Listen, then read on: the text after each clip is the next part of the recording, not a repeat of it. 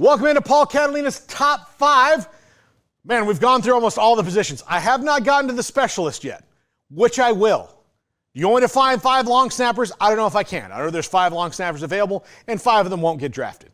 I might do, 2 kickers, 2 punters, and a long snapper, but that would be the last one of this. But these are the linebackers in the 2025 draft.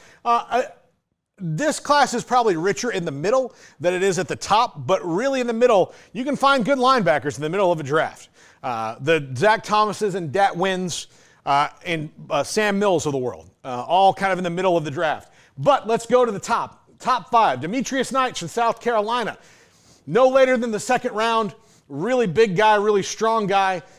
Can blitz, can cover, fantastic against the run, and played at a really good defense this year. The second South Carolina player on the defensive side that I've put on this year. And I left off Kyle Kennard, who is one of the better defensive ends in the country. But, it's top 5, not top 7 or 8. But Demetrius Knight Jr. from South Carolina, plug and play linebacker, even if he is a second round draft pick. Number 4, Chris Paul Jr. from Ole Miss.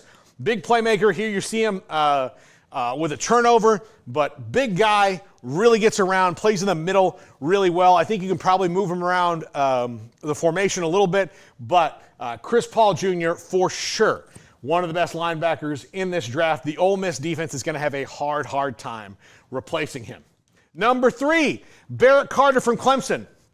Maybe my favorite player at linebacker in this whole draft because when you talk about sideline to sideline and shutting plays down, that's what Barrett Carter can do. Since he's such a good tackler, he's got great feet and great vision.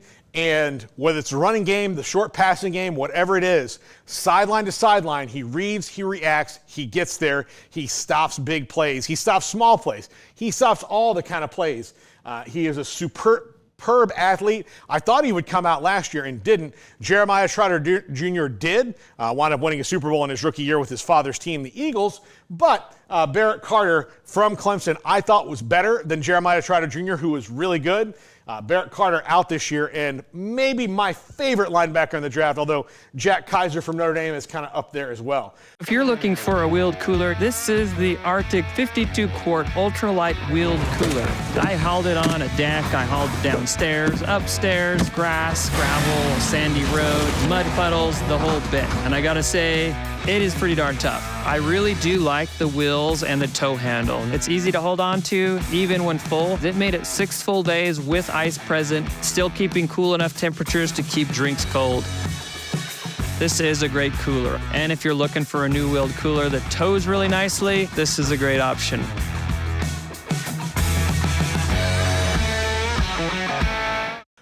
Carson Schwesinger from UCLA at number 2.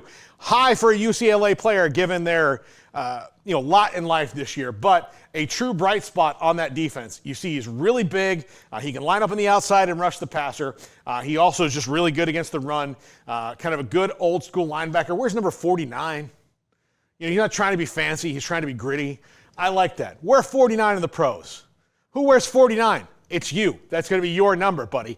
But Carson Schwesinger from UCLA, one to watch in the draft. And number 1, Jihaad Campbell from Bama.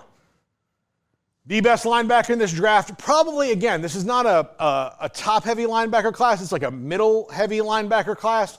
But Jihaad Campbell will go the highest of all of these guys, whether that's 15 to 20 or so, more than likely. But you never know. And then other guys, kind of listed as defensive end linebacker. But of the true linebackers, of which Jihaad Campbell is the best one, great tackler, great in space, sideline to sideline like Barrett Carter, he is the absolute best one. And you could do a lot worse than getting a guy who played for Nick Saban and really has that Saban kind of mentality when it comes to attacking the offense. That's going to do it for this top 5. That's going to do it for Thursday. I have nothing else to say. So, Smokey, wrap it up or whatever you do.